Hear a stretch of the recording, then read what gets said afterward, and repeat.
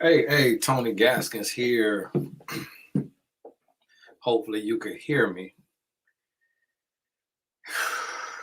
I figure I go live. I'm tired now. I'm drained, but figure I go live because I'm at the office because just did the growth club. We just finished the growth club call, which we do the growth club every month. Tonight we talked about financial abundance, where we just really talked about our mindset around money coming from scarcity or coming from scarcity parents, and just how we could shift that mindset and start to see ourselves differently and think differently and move differently as it relates to our finances, because we either have those who hoard everything and just save everything, and then we have those who spend everything and overspend, and finding that balance, that space where you can speak abundance, where you can create abundance, where you can work and build and you can use your gifts. And we have so much fear around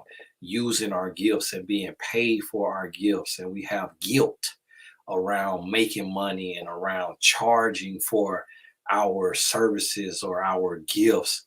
And all of this just all come from our mindset, just our upbringing.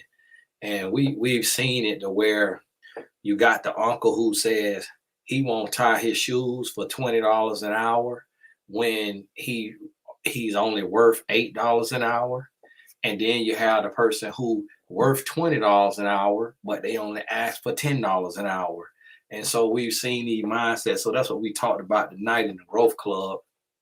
And in our past sessions, we talked about self-care. We had one on breaking generational curses. We had one on comparison and dream killing. We had one on spiritual warfare. And so each month, I'm just sensitive to the spirit, have my finger on the pulse of the people and what's going on, and that determines our topic. But I shot a video earlier today that I didn't get to upload. So I say, let me come on here and do this here video live. And what I was talking about on that video is how we're going into a season right now of debauchery, and we're going into this place to where the spiritual warfare finna get real intense. And what you have to understand is that these spirits and principalities in high places is jumping on the back of everybody. And what we have in the celebrity realm is we got a lot of booty munchers and people who want to be friends with everybody, and they throwing dignity and they throwing integrity out the window, and they just worried about being cool and they worried about being liked. And then we have people who using the name of God in vain, and they saying God because they want to be seen as cool, and they want to be seen as deep, and they want to be seen as religious, or they want to use God to get separated from their past of tomfoolery. And so they start to use the name of God in vain, but their lifestyle and even their language don't add up with the word of God or using the name of God. And then we have this peanut gallery, this group of people who always talking about, oh, don't judge, oh, don't judge. So when we say don't judge, what we really mean is don't call nobody out for their foolishness. Let people be fools if they want to be fools, and let people lead other people to hell if they want to lead other people to hell. But if you call them out for their tomfoolery, you call them out for what they saying or doing that's wrong, that's hurting the culture, that's hurting society, oh, you judging. But what they don't really realize is that we don't have the power to judge another human being, because the judge levies a sentence, and we don't have a heaven or a hell or an eternity to put anybody in. So when we call people out for their foolishness, all we doing is warning them before they meet the actual judge. And that's what people don't realize. And so we are now being tricked by the enemy to shut up and not call people out and not hold people accountable, so that we all could be delivered to hell in a handbasket with gasoline draws on. Because if everybody is mom and numb and dumb because we so afraid of being called judgmental that we not holding each other accountable, then we all are doomed. And right now, what I'm starting to see is, and what people don't understand about the spiritual realm, is that the spirit ain't gonna play with you for long. It's eventually gonna put you in your grave. It's gonna use you to get a message out and to upend and to destroy the work of God, but then it's going to dispose of you, because when it's done using you, it leaves you and it goes and inhabits somebody else. But when it leaves you, it destroys your physical form on the way out. And that's why we see people who align themselves against the word of God, and we see people who align themselves against wholesomeness and against righteousness and against purity. We see them die a early death because of where they operated and where they stood in the spiritual realm. And now we have pastors in the pulpit that's speaking and operating under the same spirit that the gentleman who passed away was operating under. Because when you condoning things that are not of God, when you condoning fornication, when you condoning polyamory, when you condoning open marriage, when you condoning these things that is not advantageous, that is not righteous, that are sinful, that is ungodly, when you condone these things, you now position yourself to be in direct opposition to God. And that is a war that you will not win. You will have little mini battles that you feel like you have won because people are in your amen corner, but that blasphemy is going to cost you your life. Because when you stand up against the Almighty God and you start teaching and preaching against what the Holy Bible says, now you have just opened and unleashed the wrath of God on your life, and you're not going to be able to withstand that. And that's what we're going into right now, because we got so many people that want to be cool, that want to be liked, and that want to be praised. And we got a lot of men who want the adulation and the admiration of other men. And we got a lot of women who want the admiration and adulation of men as well. And so we got a lot of people that's talking stupidity and saying stuff that don't even make no sense, and they working against the union that God has established for man and woman.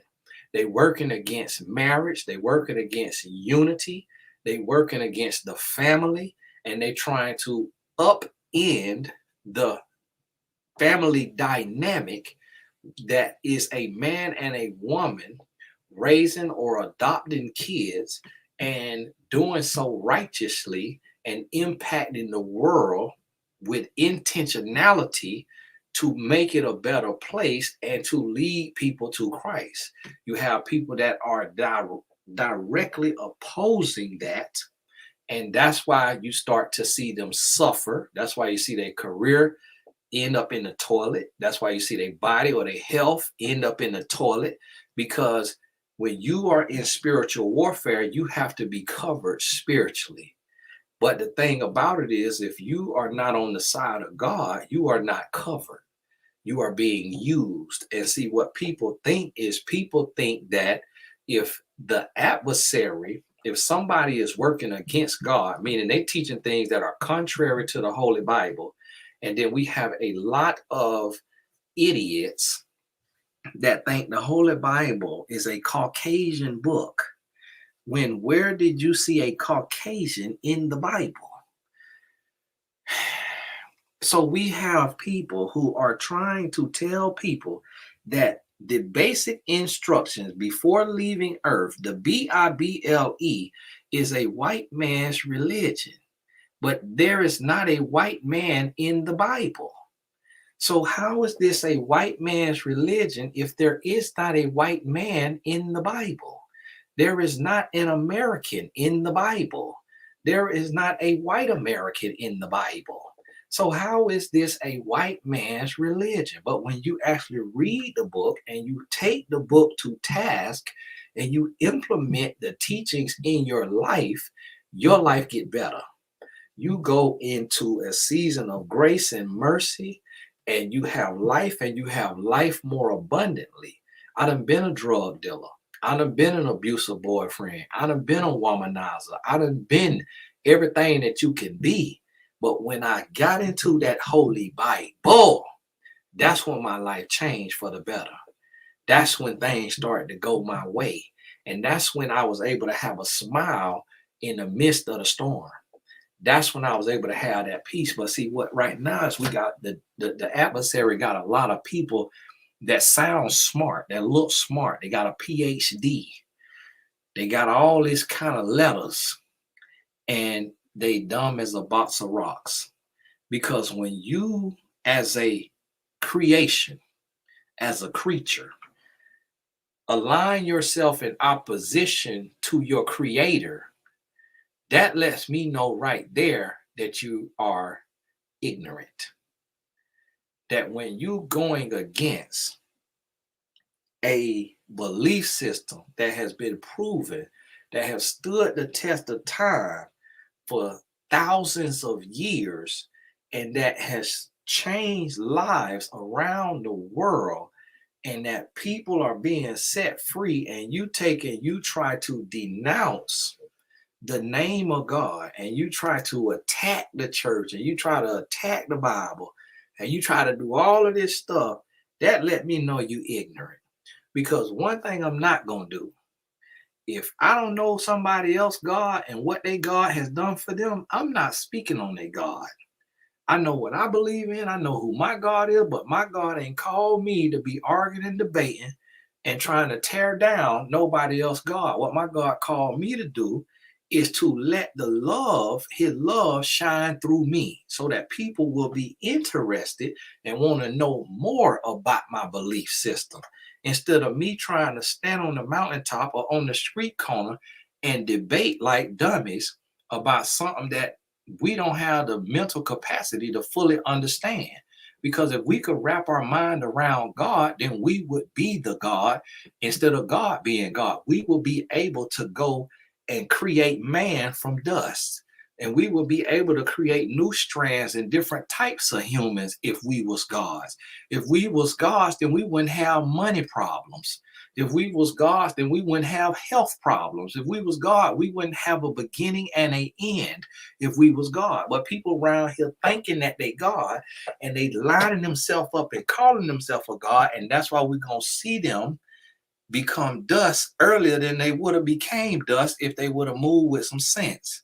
And now we got pastors, men and women, who is being sold out to demonic spirits, spirits of lasciviousness, spirits of lewdness, spirits of mammon, spirits of debauchery, spirits of greed, and all the spirits of arrogance, spirits of ignorance, and all of these spirits, and they getting up in the pulpit and they speaking from these demonic spirits instead of from the Holy Spirit. They getting caught up and they want to look cool to their contemporaries, so they preaching man's message instead of God's message. They getting up there and they trying to impress and entertain and theatricize and for man instead of teaching the word of God. They worried about being invited to the BET Awards. They worried about being invited to the Rock Nation brunch. They worried about being invited to Invest Fest. So they want to condone sin. They want to be buddy with sin, and they want to be in the in crowd. They now want to be a part of a secret society. And so now they got these tight booty pants on, the belly button showing. They're around here effeminate, just as feminine as they want to be. Got men that are now so feminine that can't even get married, but yet want to be talking about God.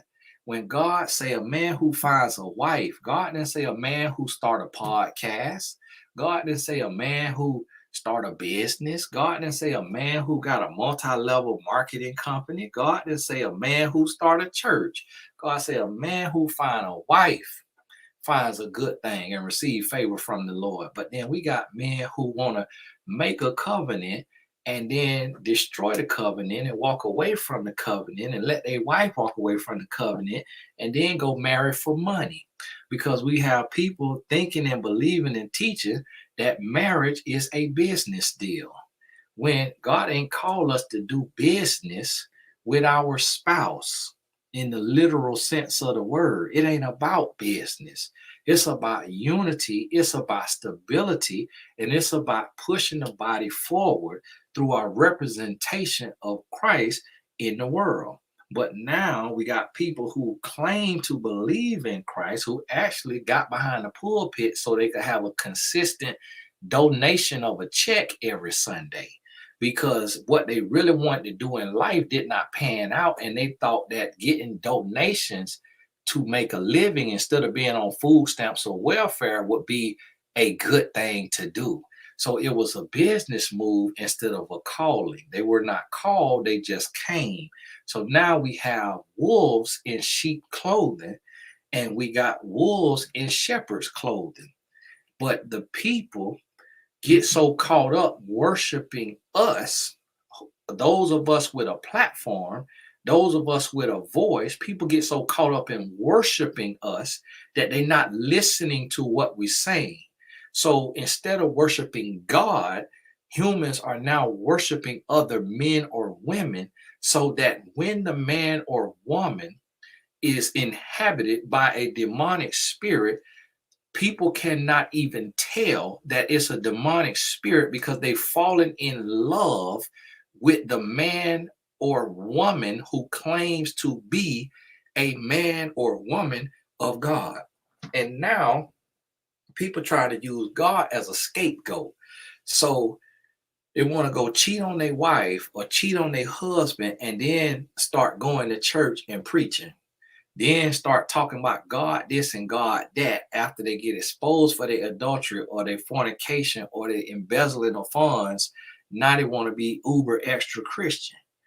And this right here is a spirit that's moving around. But because we're not praying for discernment, because we're not praying for discretion, we don't even see the spirits amongst us moving around.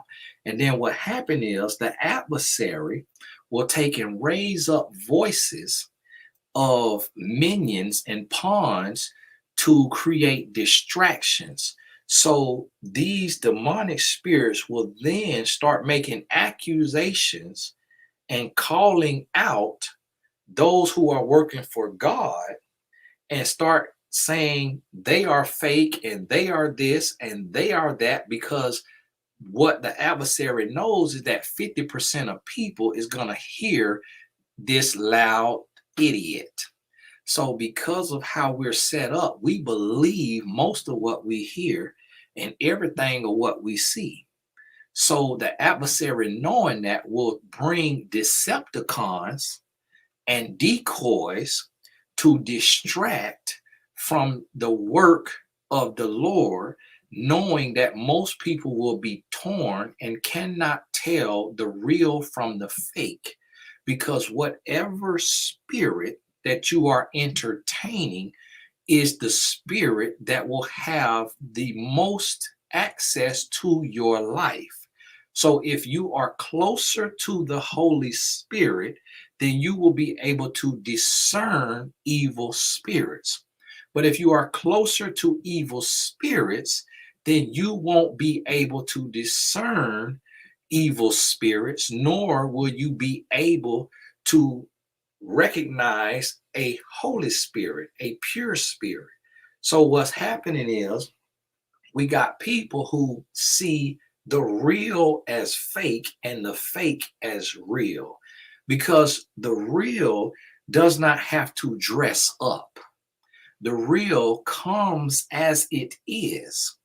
And so when the real comes as it is, people who have carnal eyes cannot see the real because they are looking for signs and wonders. They want to see fancy editing. They want to see a fancy podcast room. They want to see crystal clear imaging. They want to see bells and whistles. And that is how the adversary comes, because the adversary knows that we believe what we see. So whenever somebody is about to disseminate a message of Satan, they are not going to be in a basic room with a basic camera, with a basic setup. They are going to come with bells and whistles and editing and studios and the nicest of the nice, because the adversary knows that if it don't dress up and if it don't hide behind the bells and whistles, that everybody will easily be able to see how foolish it is of the message that's being spread to the people. And so this is where we at today. So now we are so entrenched in foolishness that we are being distracted from the work, and we are being derailed from our destiny and derailed from our purpose because we are caught up being entertained. So what the adversary is going to do is he's going to entertain you instead of challenge you and enlighten you and push you. So the adversary going to bring you scammers and schemes and scams and tricks and just random nonsense conversation, talking about stuff that has nothing to do with anything, so that we will be running with our heads cut off and running in circles or in a maze, talking about stuff that does not move the ball down the field, that does not move the needle, that does not make us better people. We arguing over gender roles. We arguing over gender equity. We arguing over who bring the most to a proverbial table when ain't nobody got a table. Because the one who created the table, who could provide a table, is all we need to be focused on. But instead, we focused on what we could do through our own human power. And then we arrogant enough to believe that what we do is owed to ourselves. So now we arguing about stuff that does not even matter. But what it's doing is it's blocking us from our blessings, it's blocking us from our destiny, it's blocking us from unity, it's blocking us from coming together under a covenant of God and building as a people, as a race, as a culture, as a nation, as a human race. It's blocking us from the progression, and that is the goal. And what we don't realize is that in every single thing, there is spirits and principalities. So if you go to the movie and you watch Flash, or you go to the movie and you watch Spider-Man, or you watch Batman, in all of these movies, what you're going to see is a good force and a evil force. And all the evil force wants to do in every one of these movies, the evil force does not want power to just reign. The evil force wants the power to destroy. And the evil force just wants to destroy because of its own pain, its own misery.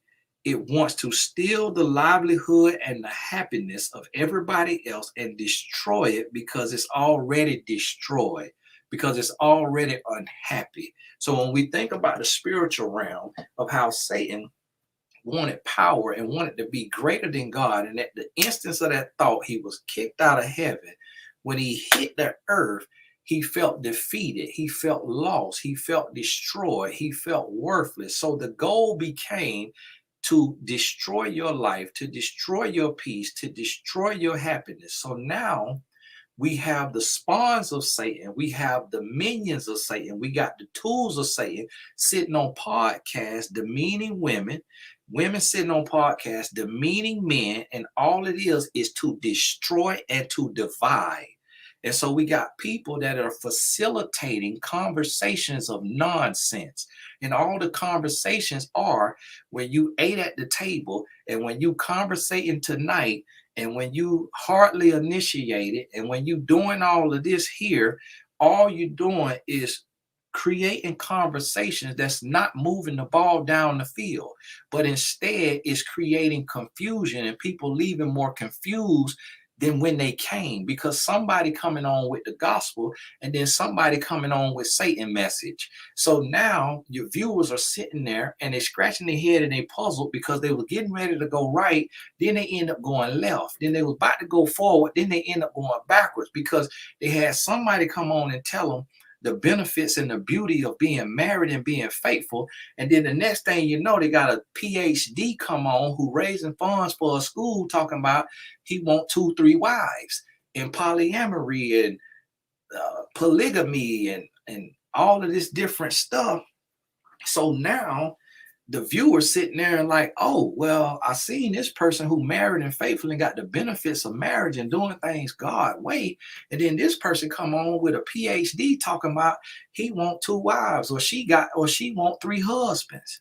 So now, because we creating these conversations of idiocracy, we can't come together, unify, and move down the field and get a touchdown because we keep getting penalized and keep getting moved backwards every time we get ready to move forward.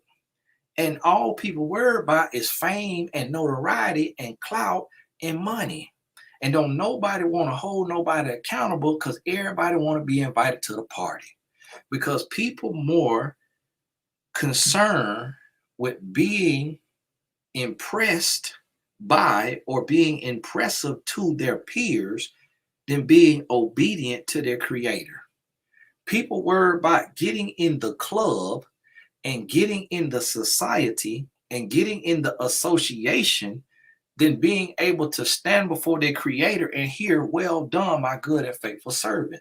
So when somebody is doing something that is detrimental to the society by the example that they are living out, everybody else want to look and say, mind your own business, stop judging, because they don't want to be taken off for the guest list. Well, see, I want my name in the Lamb's Book of Life. I don't care if my name never on the Rock Nation brunch. I don't care if my name never on the BET Awards. I don't care if my name never on the Essence Fest. I don't care if my name never on the Invest Fest, on the Mega Fest. I want to have a fest with my Lord and Savior. I want to have a fest with my Creator. I want to stand before God and hear, well done, my good and faithful servant. I want to challenge and empower and inspire and encourage instead of infuriate and tear down and demean and diminish, like the pastor stood up there talking about. A lot of y'all wasn't even raised by no father. So how you finna tell me how to be a father? Guess what? A 6-year-old could tell you how to be a father.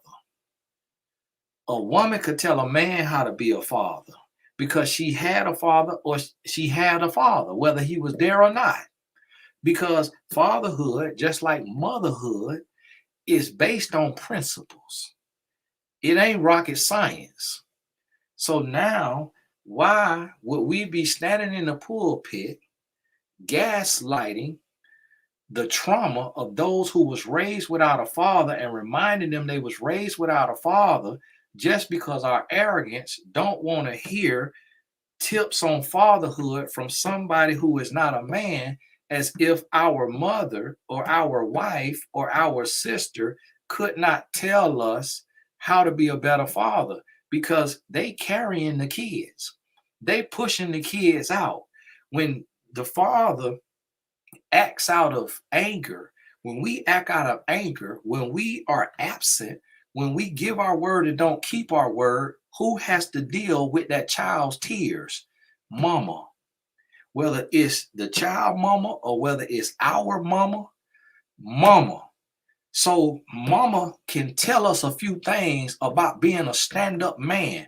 Because when we not a stand-up man, mama got to deal with the fallout of that child. Mama got to wipe them tears. Mama got to console their son who is 8 years old, 9 years old, 10 years old, in her arms, screaming and crying, saying, Mama, why don't he love me? So mama can tell father a little bit about being a father, just like father could tell mama a little bit about being a mama. But see, it's our arrogance that got us going into a place to where men believing that a woman can't tell us nothing. I heard a dummy say a woman can't tell a man nothing about business. When we see women getting on Instagram, turning their phone on Black Friday, and we watching them make $1 million in an hour, $1 million in 30 minutes, $1 million in 24 hours from selling some makeup or some hair oil or some clothes. And then we got dummies talking about a woman can't tell them nothing about no business. That ain't nothing but the work of the devil to cause dissension and division and to separate us as people, because when we come together, we stronger. When we build together, we stronger. We so worried about looks. Women worried about a man height and worried about a man money. Men worried about a woman booty and worried about a hair and a complexion and a nationality, and trying to pick a woman who is mixed because they think the woman exotic, and don't even realize that the woman in therapy for identity crisis because neither one of the sides of her nationality want to accept her. But yet the man want to look at her like she exotic and she's sitting there in pain. And then he want to look down on a woman of his own race like she less than and she trash. And the reason why he want a woman that don't look like he look is because when he look in the mirror, he hate himself. 9 out of 10 times. We ain't got men meeting women of other races and other complexions and other nationalities organically and falling in love because love is blind. We got men with their eyes wide open trying to pick something that they are not, trying to pick something that's going to make them feel good about themselves. And then we got women doing the same thing, trying to pick a man because he over 6 foot tall, trying to pick a man because he makes 6 figures, and not looking at the man's heart and realizing that a man who making 30,000 a day could be making 300,000 next year. But we so caught up in the things of the devil instead of the things of God. And then we got the nerve to sit down and say, Lord, bless me with a soulmate. Lord, bless me with a raise. Lord, bless me with a business. And God saying, listen, you ain't moving how I move. You ain't thinking how I think. You ain't looking at your fellow human, your brothers and your sisters, how I look at them. You looking at them through the wrong lenses. You looking at them through worldly lenses. You looking at them through carnal lenses. You ain't looking at them through spiritual lenses. Because if you looking at them through spiritual lenses, then you're going to see their heart the way I see their heart. And you're going to see what I see. And you're going to see that who they are today is not who they're going to be tomorrow. That where they are today is not where they're going to be next year. You're going to see them for who I have called them to be instead of who they are today. But you're caught up in numbers, you're caught up in height, you're caught up in income, you're caught up in weight, you're caught up in age, you're caught up in the things that do not matter. And that's why we losing. And then we got dummies talking to dummies, and then we got people who want to hear this ignorance and then got the nerve to go out and defend the ignorance. So here we got people raising all this money, and they're raising money for this and that. And the next thing we find out, they touching kids. They're raising all this money. The next thing we find out, they sleeping with scrippers. And then we want to sit there and defend it.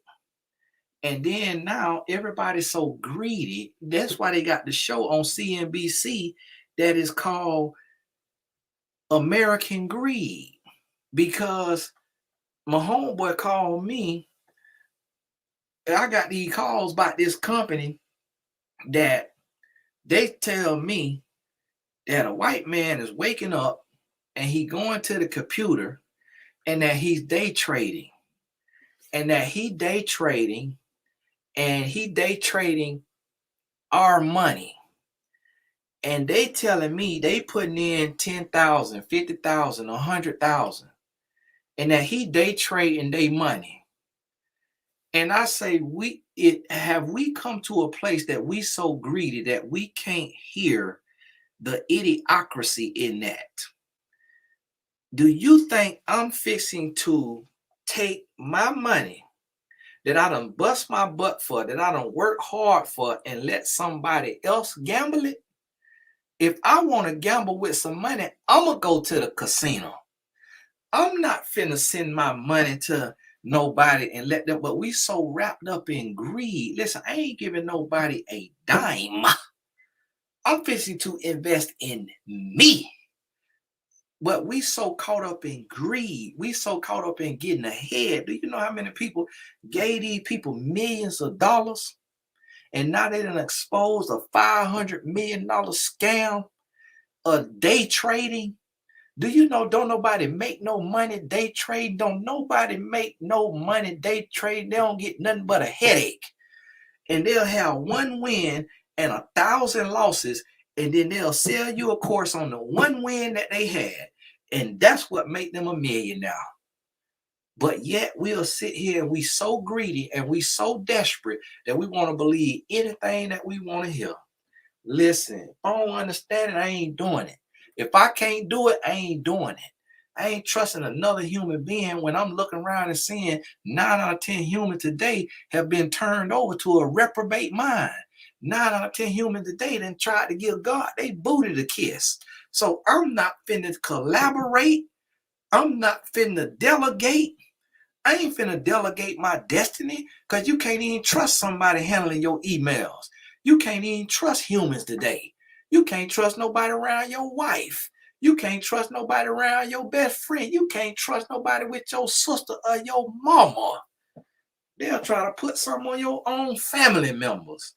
All you could trust today is God. And that's why I try to tell y'all all the time right here. Don't look up to me. Don't look up to me. Don't praise me. I ain't got no plans of failing. I ain't got no plans of quitting. But I don't want to stand before God. I don't want to be in the way of you and God. I'm going to share what God give me to share. But at the end of the day, you got to consult him about that. You got to say, hey, this is what I heard, Lord. Hey, let me know if this right now. Let me know if I could bank on this. But see, we living in a world today where we is going to hell in a handbasket with gasoline draws on. And we going to bust the doors wide open. Because we so lost today, because we so worried about sex and money. You got people that is talking about, oh, I'm a good catch. I'm a good catch. Where at? Where's you a good catch with your legs open before marriage? Where's you a good catch? When you get hands put on, you getting cussed out, you getting cheated on, and you stand. Where's you a good catch? Where you a good catch and you're not working on your mind. You ain't working on your 3 B's, the brain, the brand, and the body. Where is you a good catch? You ain't no good catch. Men and women. It's men that's out here look like the bottom of this shoe, and they out here talking about, oh, I deserve a woman who cook and clean and got long natural hair and got caramel skin with green eyes. I'm like, man, you look like somebody chewed you up and spit you out. You this tall, and then you around here picking and choosing about what kind of woman you want. If you don't marry the next woman you meet and shut up and have kids and raise them kids for the Lord and stop around here acting like you in a meat market trying to pick the freshest piece of meat to take home and put on the grill and get into society and contribute to society, and stop thinking that God care about how much money you finna make and how much golfing and fishing you finna do. God care about the kids you raising for the kingdom. God care about how you moving the needle forward for the kingdom. God don't care about you being no millionaire, no billionaire. Get married, start you a family, and be productive as a citizen, because that's what we here for. We ain't here to be millionaires. We ain't here to be billionaires. All that is a byproduct of living your purpose and serving God and doing what you're supposed to put here to do. I can't run fast enough for money. I make money when I sleep. I make money when I'm woke. And all I'm doing is the work of the Lord. Every day I'm trying to love my wife better.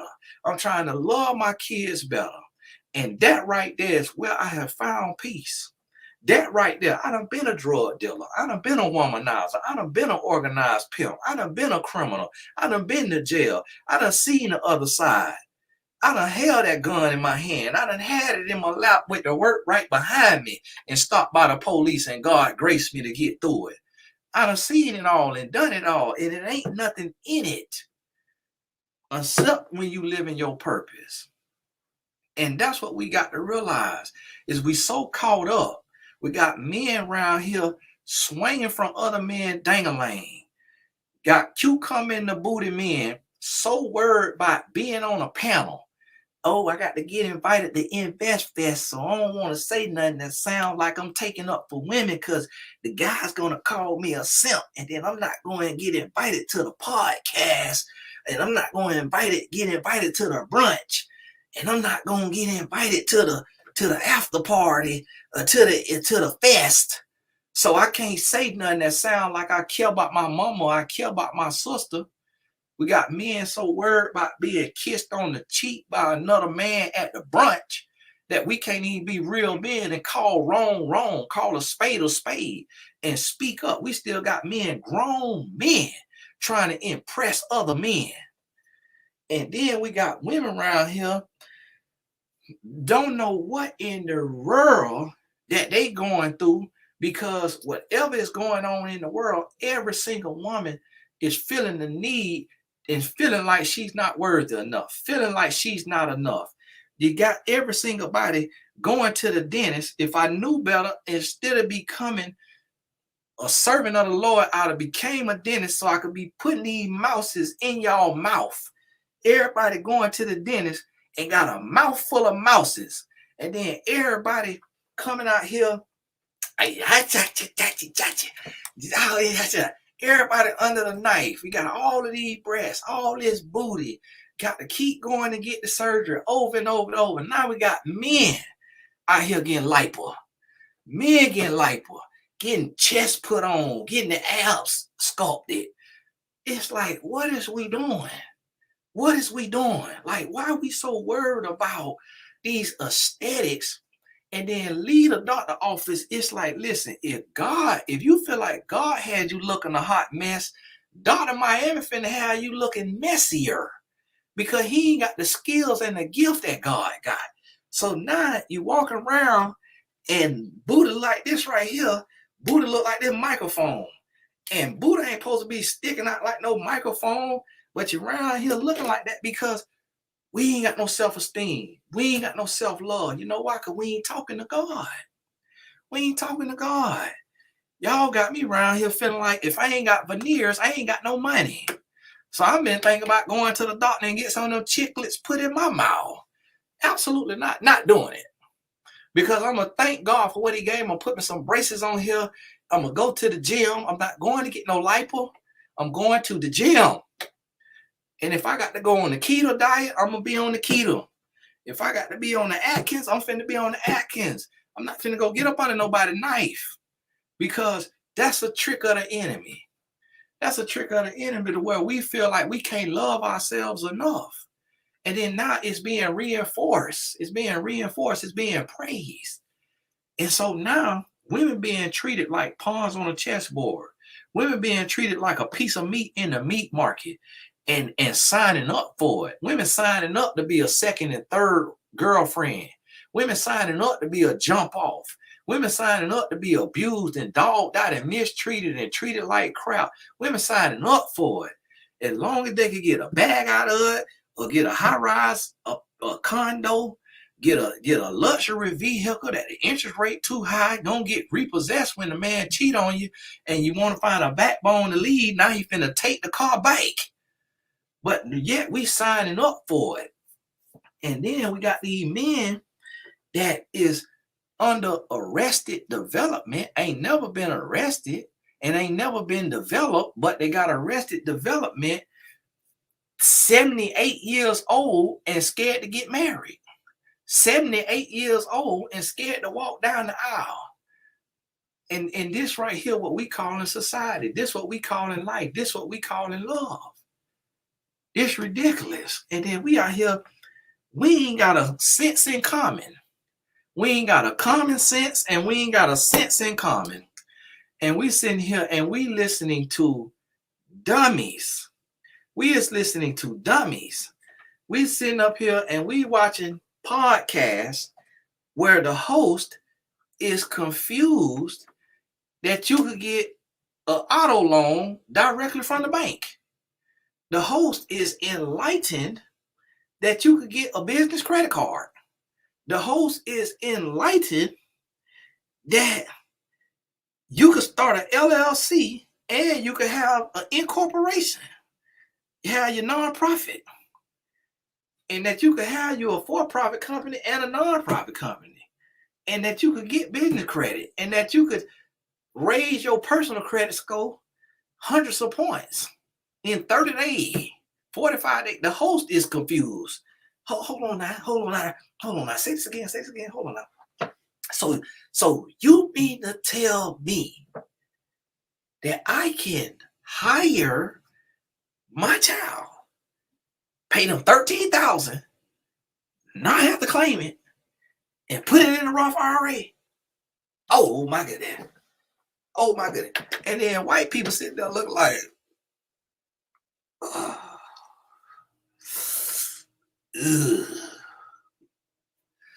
All right, go right ahead. Okay. And then the next thing you know, the next episode, somebody's selling you an MLM. Somebody's selling you a Ponzi scheme. Somebody, oh yeah, we got somebody who day trading, and they day trading with $50 million. And you just got to put your money in there, and you got to keep putting money in there, and keep putting money in there. You just got to leave the money in there. And then when you look at this screen, the screen gonna tell you how much money you got in there. And then you see the screen look like somebody sitting in their basement and throw together some code.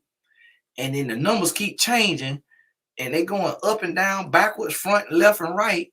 And you sitting there trying to get rich instead of putting your finger to work, putting your hand to the plow, and using your God-given gifts. You trying to dump your money into this here real estate investment trust instead of taking your money and going down to the bank and getting your own FHA, VA, such and such a loan and buying your own duplex. You giving your money to a snake oil salesman from YouTube who talking about they got a real estate investment trust and can't even spell real estate, can't spell investment, just got done snorting powder, still got the white residue in their nose, bouncing around on the camera like a crackhead. You know what? You is stupid for owning a duplex. You need to sell that duplex, and you need to dump that money into my real estate investment trust, and you need to let a professional who just got off of cocaine and selling cars handle your money. And then we will come there, black people will come to me and telling me about a man who used to snort powder, and I used to sell drugs. And I was not allowed to sell powder because of the time that come with powder. But if you done ever been around an addict, I do not care how many days sober you say you done been. I'm not giving you a dime. I am not giving you a dime. I am going to let God love you. I'm going to let God redeem you. I'm going to love you. I'm going to pray for you. I'm going to have lunch with you, dinner with you. We could be in the same golfing team. We could ride in a car together to work. But I am not giving you a dime if you tell me you used to snort powder. Absolutely not. And then people come and say, oh, yeah, he real. Yeah, he real because he put a check in your pocket. Yeah, he real because he's speaking to your greed. Yeah, you real because you greedy and you want to be rich at any cost. So anything that sounds like it's gonna make some money, it's real to you. But you ain't looking at character. You ain't looking at integrity. You ain't hearing what people saying. People sitting there calling you the N word without using the letter N. They just calling you igger. And then you like, oh man, that sounds good. Wow. Well, how did you come up with igger? That's just the creators. So how much money do you want for your real estate trust? Oh, okay. All right. Well, there go my life savings. Here you go. And I'm just praying for you that you can stay clean. How many days sober you been? And so this the thing. When you step outside of God and you in the strip club, you watching pornography, you putting all kind of drugs in your system, you listen to all kind of people who ain't got no kind of God in their life, you can't see the real from the fake. You can't see a scam if it punched you in the nose. And this how we live in life. But then guess what though? See, somebody who is ignorant is easy to be controlled. And that is why the network won't give me no show. The network won't give me no show.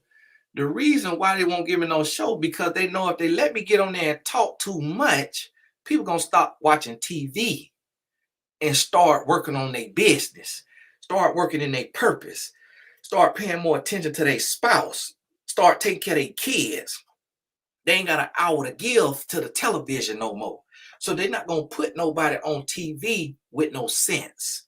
But instead, they're going to put a bunch of foolishness on the TV. And then if it got any kind of sense, they're going to put it on a channel that's in a black hole that don't nobody watch. And that right there is the trick of the enemy as well.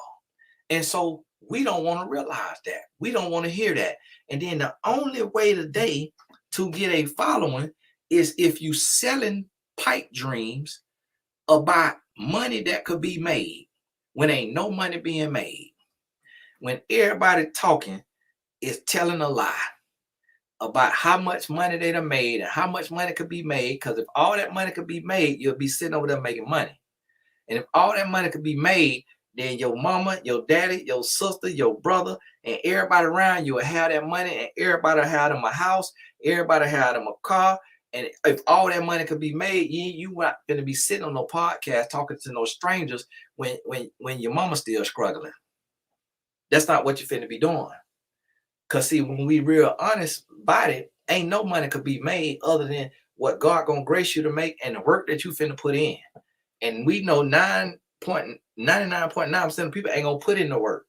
We already know that because we live in a microwave society and people want things easy. People want it overnight. And that's how we live and that's how we move.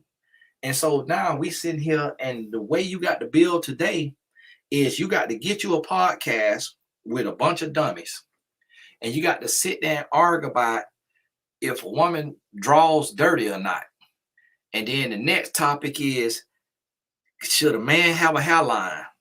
And then next week, we're going to be talking about, should a woman wear a man's hoodie to her house when she leave? And then the week after that, we finna be talking about, should men wash dishes and change the baby diaper? And then the next thing you know, we ain't got no financial literacy, but scams. And so now we don't want to just take no money, choose the company that we see the most in our house and invest in that stock every paycheck, or get us a ETF or IRA and just put the money that we could put in there. Instead, we want a farmer scammer who did credit card fraud, bank fraud, to come on the podcast and tell us the illegal strategy to get money, or tell us the barely legal strategy that's about to be outlawed next week on how to get money, instead of just, hey, use your gifts, invest in yourself, Make a business around yourself. What you good at, what you passionate about, what you know how to do, package and sell that. Instead of worrying about doggone business credit because you got business credit, but you ain't got no business sense. So now you got a business credit card that got a $50,000 line on it, but you don't know how to make $50,000. So you go to Lowe's and charge up $50,000 in material and equipment, and the card required that you pay that off next month, and now you can't pay it because you ain't got no business knowledge, because you in a business that somebody else told you to get in, but you're not called to that business, you're not gifted in that business. And then here your natural gift sitting right here idle, not being used, because you talking yourself out your gift because somebody else got on the podcast and lied to you about the money that they making, when the logo on that Gucci shoe is backwards. That is not Gucci. Gucci has never made that. And that Louis Vuitton shirt that you got on is in not a single season. But yet, this plan that you done gave sound good, and it is dumb. Because all you got to do is identify your gifts, your skills, and turn that into a business, and you find one customer at a time, and that's your safe bet. Instead of worrying about credit, because credit is basically debt spelled differently. That's what that is. So we worry about the wrong thing, and we so caught up chasing money. And when we not chasing money, we chasing behind. Men chasing the behind of other men. And that's why they so mad with women, because they taking all this stress out on a woman, because they don't want to talk about being turned out at 5 years old, 8 years old, 10 years old. They don't want to talk about getting into that pornography and then being led down that rabbit hole of pornography to where they started watching a man power drive another man, and then they start to have them kind of lust and feeling. And that's why they talking to women and about women the way they talking about women, sitting on that couch looking feminine and talking down about women because they want them a man, and not realizing that a man who want a woman, a man who got a woman, could clearly see that they don't like women. Because if you like women and you into women and you are about that, then you know as a man that you have the upper hand in a relationship because of how society has set up relationships. So when you truly tap into your masculinity, you're going to end up feeling sorry for women, and you're going to want to be an advocate for women, and you're going to want to give women the game, and you're going to want to help women instead of competing against women. But the reason why we got so many men competing against women is because the men feel more feminine than the woman, because only a woman compete with a woman. A man do not compete with no woman. A man do not worry about what a woman's supposed to be doing. A man worry about what a man supposed to be doing. And then when a man does what a man supposed to do for a household, he realized that when God made a woman, he made a woman for a man, and he made that woman in love and of love, and that that woman is going to reciprocate the love that that man leads with. So a man don't have to sit a woman down and tell her what she's supposed to do and who she's supposed to be and how she's supposed to do it if he learned how to be a man. But because we have very few men, we now have been thrust into this conversation of men and women arguing with each other. And what we don't realize is that the women have been turned out and taken advantage of from a young age. And so that's why they sitting there entertaining the arguments of these feminine men who don't got no woman. And then we got men got the nerve to call themselves a relationship coach and ain't had a relationship or don't got no relationship. But they want to facilitate a conversation tonight so that they could keep a check coming in, knowing that the conversations ain't moving the needle. And that's why they don't invite nobody who finna move the needle, because when they invite somebody who know what they talking about and who gonna give some sense, they gonna realize ain't no need for no show like this, because this is not rocket science. So we ain't got to be sitting here having no conversation every darn night. If we just do what we supposed to do, now we could go get by our purpose and start working in our purpose and working for the kingdom, instead of keep having conversation about the inches on the dang and the inches on the hill.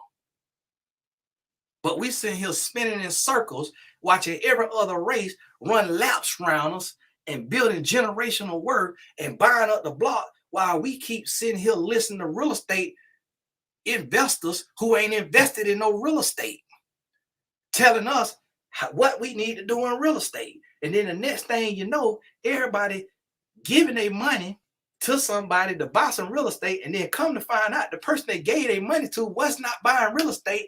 They were buying cars with high interest loan. And so now all their money is gone, when all they could have did, all they had to do was go to Google and learn how to buy their own house, instead of giving somebody else who's slick talking about buying a house. And this is what we around here sitting around here doing. And the next thing we know, we looking at Asians and whites and Hispanics 18 years old with $250,000 of cash sitting in their bank account or on their investment money market or IRA or wherever, sitting there with all that money, because we're sitting here worrying about scams and courses and this and that and all of this, and spinning in circles and got everything and they got nothing. And we afraid to call somebody out, to hold somebody accountable, because that's the bishop. So bishop get up there and bump his head and then tell the women that they can't tell no man nothing about being no father, because half of them ain't have no father. And then we sit there like, oh, ooh, you can say amen or you can say ouch. Instead of saying no, the pastor supposed to be encouraging and uplifting and speaking life, not in here gaslighting and triggering people about their trauma and not having no daddy. And then talk about, oh, anybody could take 10 seconds, take it out of context. It ain't no context that half of y'all wasn't raised with no daddy could be put in that's going to make no sense, other than it being triggering of the trauma. But yet we scared to say something. And then all we got is all these theatrics, when God don't need no theatrics. God don't need you on no stage, sitting in no boat, floating in no water to get the message across. All you got to do is read the scripture. All you got to do is read the scripture. We don't need to see you up there with your lace front on as a man, up there with your micro braids, up there with your box braids, and your dope boy chain on, spitting in your hand and slapping it in your brother's face, doing pornography, trying to get the word of God across. We don't need that. The word of God is already illustrated. If you just read it to me, I see and hear what I need to see, because that's the power of God. But see, we got all this tomfoolery and theatrics, and then what we become is sheep. We become sheep, and we become worshipers of man instead of worshipers of God. And then we take and put man on a pedestal, and then when the man who claimed to be a relationship coach come out that he been power driving and long stroking these women on the desk of his coaching sessions, not everybody shocked and surprised, not realizing that it was a red flag that a man is lifting that much weight and ain't in nobody weightlifting competition, because it ain't that much weight in the world to be lifting, and you don't even be walking around here with no arms and no chest looking like no power lifter, where you ain't doing nothing but lifting women up on your neck while you're cheating on your wife. And then we got the nerve to sit here and listen to somebody's wife talk about she was going up and down the steps, sleeping with a man, competing with other women, and then we sit here and feel sorry for the spirit in this here woman, when her spirit is the same spirit that was in the man, and that's why they attracted each other. Because how you finna feel sorry for a woman who is grown and knew what she signed up for? So we sitting here feeling sorry for that, and now we want to go and preach instead of saying, hey, listen, the chickens came home to roost. So now it's time to understand that And we don't need you on no podcast. We need you in a prayer closet. We need you behind closed doors, like the Bible say, pray in private and do you some healing and raise them kids. We don't need no podcast tour, and we don't need no $5,000 coaching session when you just got out the relationship. But we sit here and what they say, what Malcolm X say, we ain't landing on plenty rock landing on us. We bamboozling each other because we got people who ain't even healed and selling a book of healing. Ain't even healed. And then we got people that's in seminars charging for a revival. Essentially, you got to pay $400 to $2,000 to come to a revival. God don't charge to come to church. If I'm coming to a seminar, then I need you to teach me something about life. I don't want to come to no seminar to hear nobody speaking in tongues and interceding in prayer if I done had to pay money to get in here, because God don't charge for prayer. But we can't see the scam in that. And we got the nerve to call somebody prophetic when really it ain't that the person prophetic, is that you want their life because they got Gucci and Louis Vuitton and on private jets with Birkin bags. So now they're prophetic. But you just overlook the fact that they charge you $400 for a seminar ticket to come in there and speak in tongues, when you could have went into your prayer closet and spoke in tongues for free. If you finna go to a seminar, then you need to be taught something about how to walk out of there and make you some real money using your gifts and your purpose. It sounds like my car crunk up. Now I'm up here too late and I got a 101 out there. And I'm like, hold on, that my engine out there now? And see, this is the thing right here. Is we get caught up and we don't understand that if you work in your purpose and your calling, you're going to have everything everybody else got. But you ain't got to show it all. You ain't got to flaunt it. You ain't got to sell with no lifestyle. So when you go on my page, tell me how many cars I got. I'm not finna sell you with my lifestyle. I ain't finna sell you what I get for me from my hard work, from my business creation, because I don't want to sell you on my lifestyle by showing you all my material possessions to make you think, hey, do what I do because you're going to have what I have. No, because and you ain't got my work ethic. Because one thing, listen, I could tell you what I did, but you know what I can't sell you? I can't sell you the favor of God. I can't sell you that. Can't do it. So you got to get into a position of where God say, hey, it's your season. And if it's your season, you don't need me or nobody else. Because guess what? God done blessed me. And I don't have a mentor. I don't have a publicist. I don't have an agent. I don't have an assistant. I work alone. I work by myself. I handle my own emails. I produce my own stuff on here. I do this myself. That's the power of God. People come to me and they look at me like, oh man, you got a whole team. No, I work alone. And then when they come to me and they think that because I'm humble and I'm country and I'm relatable, that they finna book me for a speaking engagement for $500. No, you finna pay me just like you finna pay the man with all that production and all them bells and whistles. Because you ain't paying me for my production on YouTube. You paying me for the value. And if I done took and I done toiled in the field and you finna sell a ticket with my name on it, and I done built my name over the last decade and a half, and you finna make money off of my name and my reputation and my integrity that I stand on, from not being a scam artist, from not cheating on my wife, from not out here saying one thing and doing another, you finna try to eat off my name. You finna cut a check. And don't think just because I got a country accent that I'm dumb. Absolutely not. And matter of fact, you about to pay me more than you done paid anybody you done ever brought on here, because you in business, you in marketplace, and you in it for money. So if you in it for money, you finna have to pay some money. Now, when you do something for free and you doing something based on purpose, then I'm gonna be there for free and I'm gonna be there on purpose. But if you doing it to raise money or to make money, then you better come talking money. Because guess what? Like the Bible says, a workman is worth his wages and double if he faithful. So don't think that just because somebody served God mean they got the po mouth. So just because you ain't got the pole mouth also mean you don't have to worship mammon. You don't have to worship material things. You don't have to flaunt material things. You ain't got to sell nobody on material. You could say, listen, this is what this is. This what it's teaching you. This how much it costs. I ain't selling you no more than that. I ain't got 10 hours worth of copy written on here. I ain't got 50 million fake endorsements. This is what it is.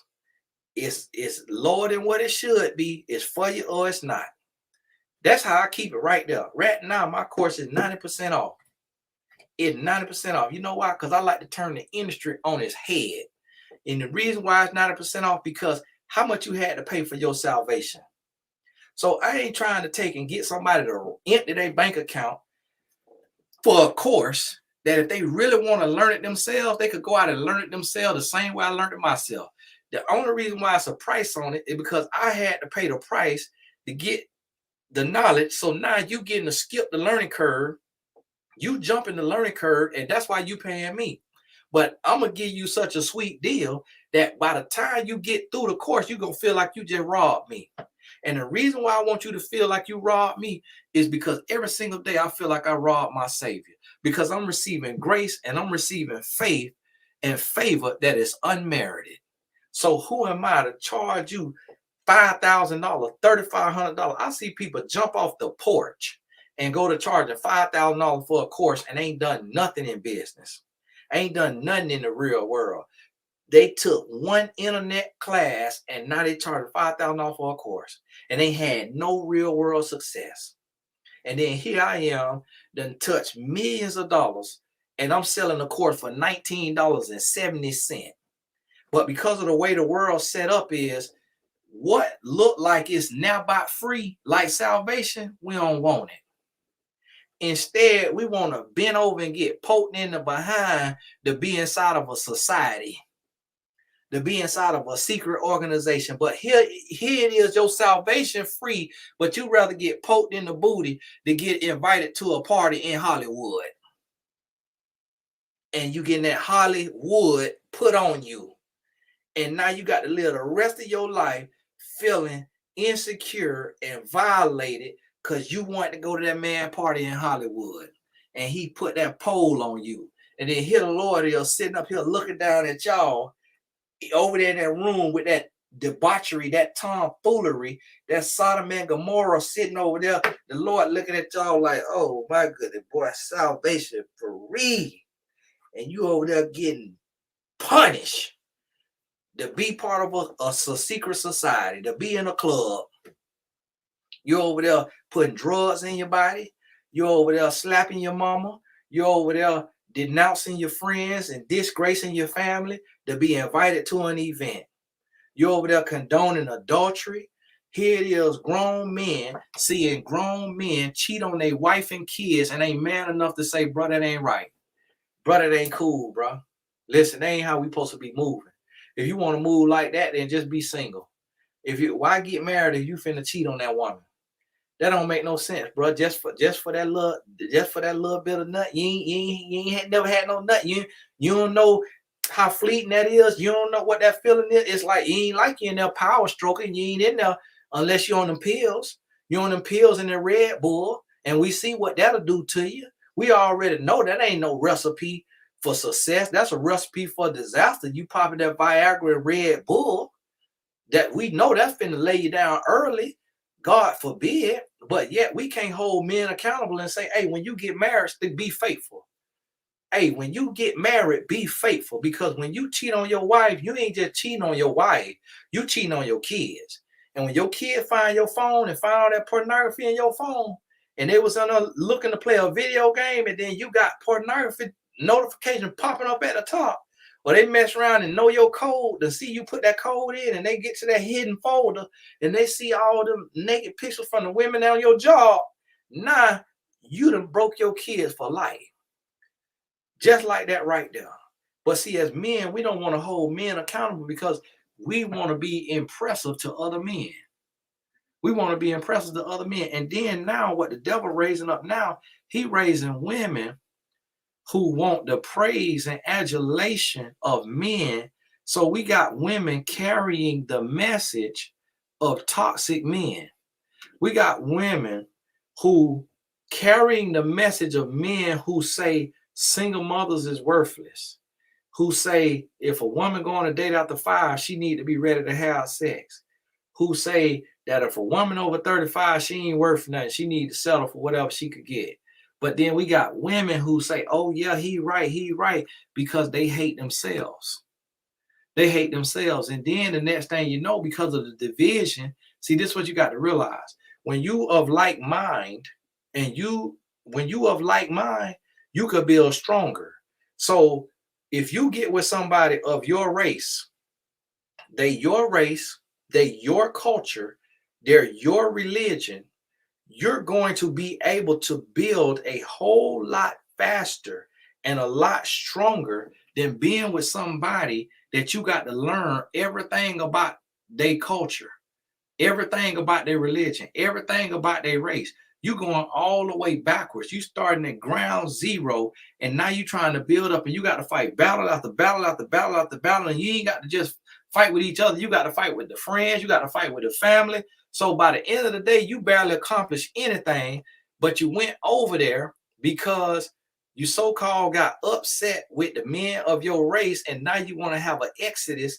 And so now you think that leaving the men of your race finna make your life sweet by going to a man of another race, not realizing that every man gonna be a man. He either gonna be a man in your face or he gonna be a man behind your back. Meaning that a man, until he is renewed by Christ, it don't matter his race, you finna have a bag of trash. I don't care if he white. I don't care if he Asian. I don't care if he Malaysian. I don't care if he Indian. So now, because you hate black men, you think a Caucasian man is your savior. So now you thinking this white man your savior, and you tired of black men because you done bumped into the men who was not raised right, didn't do right, or it be one bad relationship, so you give up on a whole race. And instead of just giving up on a whole race by yourself, you go start a channel and start talking about divestment and exodus and go to the white man. And it's like, no, you go over there by yourself. You go over there by yourself. Because every black man that know a white man, know white man got just as much, if not more, problems than a black man. And the white man ain't been through half of what a black man have been through. But the thing is a white man could be a drunk and could be on cocaine and still could get up and go to work and make $1 million because the color of their skin already put them in a position to where they're not marginalized. They're not discriminated against. So a white man could easily be a functioning junkie. A black man ain't gonna get that same grace. So guess what? I ain't never seen one race of a man better than another race of a man. It's just the man that you choose and how you choose to deal with him. It don't matter his race. You're gonna have a mess on your hands if you don't recognize mess. So if you ain't got to the point to where you got the knowledge to be able to recognize mess, recognize red flags, it don't matter the man color.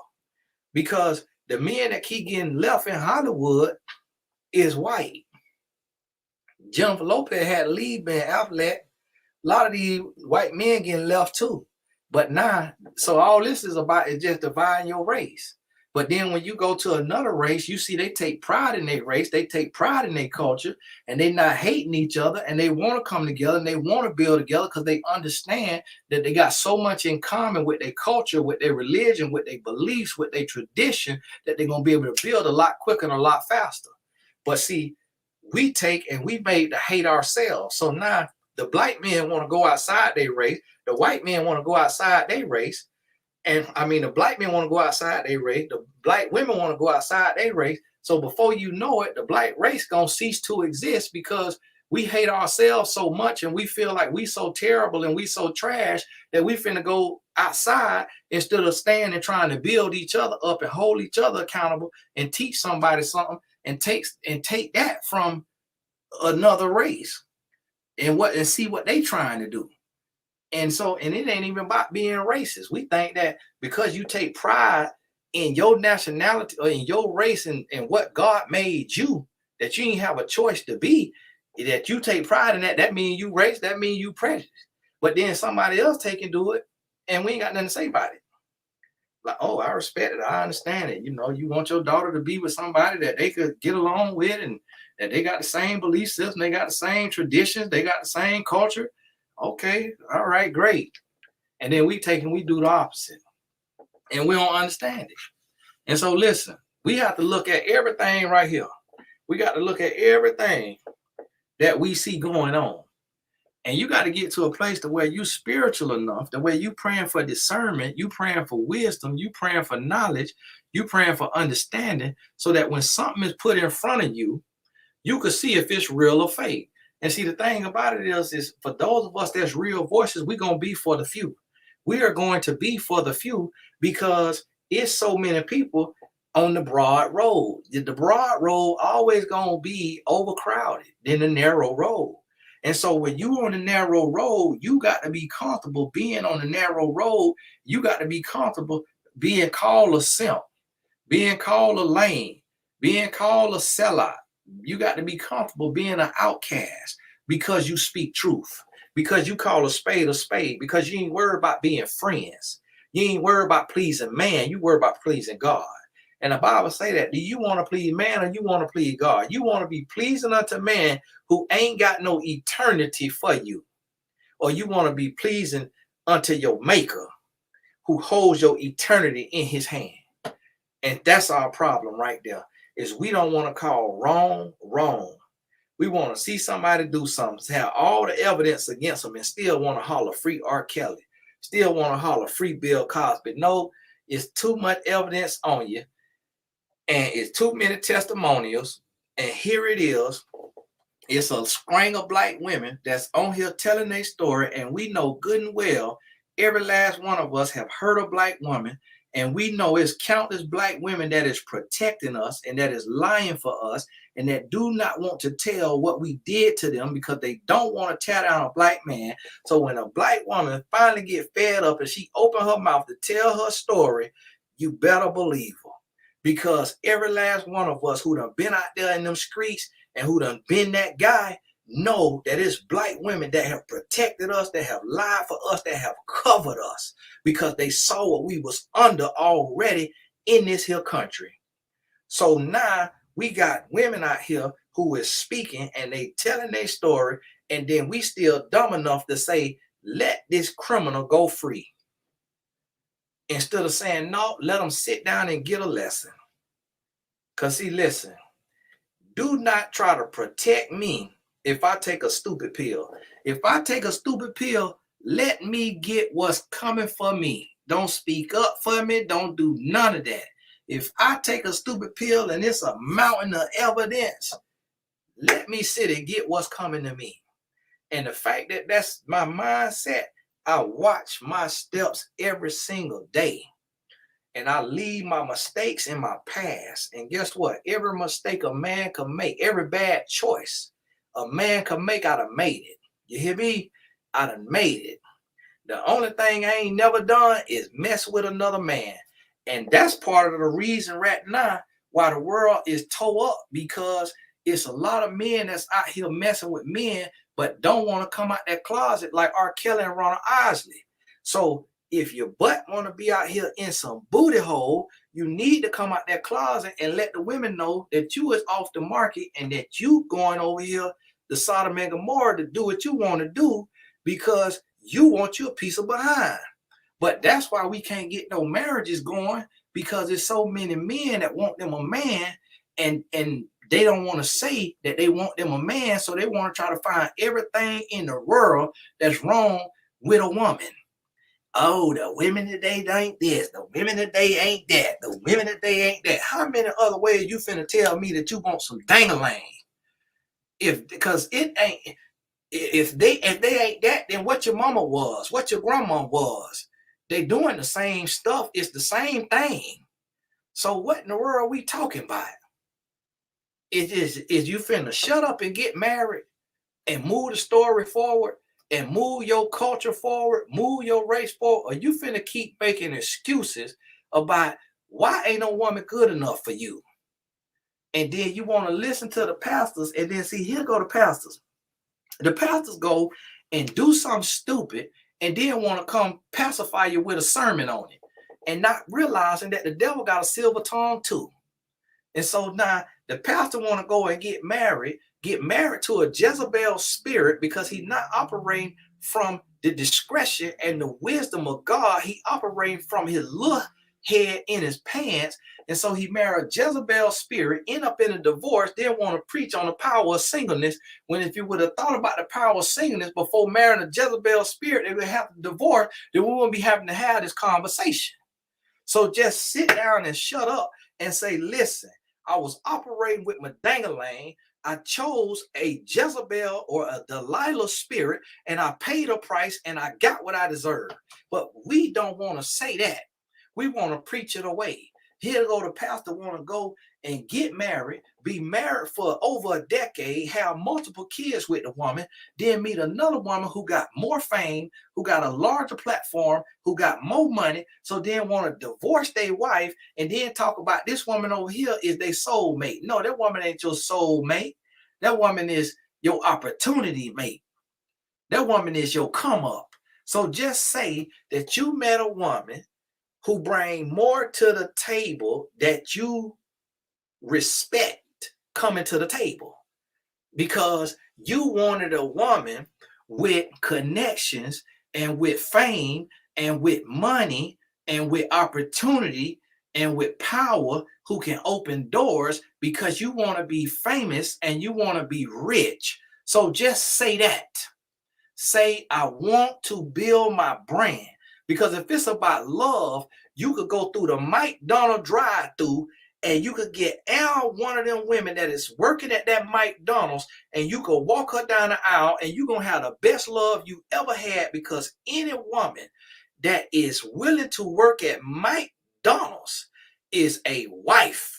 Because if you are that humble and you are that type of person that you willing to work in a slum, that you willing to go in here where they is in here with this poison, you slipping and sliding across the floor back there in the room, you done tore your ACL, your Achilles hurting, and you back there flipping burgers, then you in the line taking orders, you getting cussed out over this few dollar burger. Listen, you are humble, you are temperate, you hear me? You hard working, you ambitious, because you could have went and worked at Victoria's Secret. You could have went and worked at Abercrombie and Fitch, but you chose to go work at McDonald's. So guess what? That's a wife right there. So pastor, if it's about the love, police officer, president, principal, podcaster, if it's about the love, you could have went to McDonald's and found love. But yet you went and found a woman who is a millionaire. And then you left a woman who's not a millionaire. So now what is it really? And see, we don't want to tell the truth. See, I got a wife and I've been married 16 years. So I see the highs and the lows, the ups and the downs. My wife come home from a girl's trip with my sister. She got up right away this morning and she went to work out. I say, baby, you got on up right off vacation. You went to work out. She say, yeah, I see this here cellulite. I'm finna work out. So I'm like, okay, here I am, got a woman who say she got cellulite. Well, guess what? There are so many women who follow me on Instagram who don't have no cellulite and who got millions of dollars or hundreds of thousands of dollars. So I could easily tell my wife, hey, this ain't working out no more. You don't respect me. You do this, you do that. You don't do this and that. You don't do this and that. I could make up any kind of narrative I want to. And then I could go right over here to this here woman who got these millions, who done got that body done 3-4 times.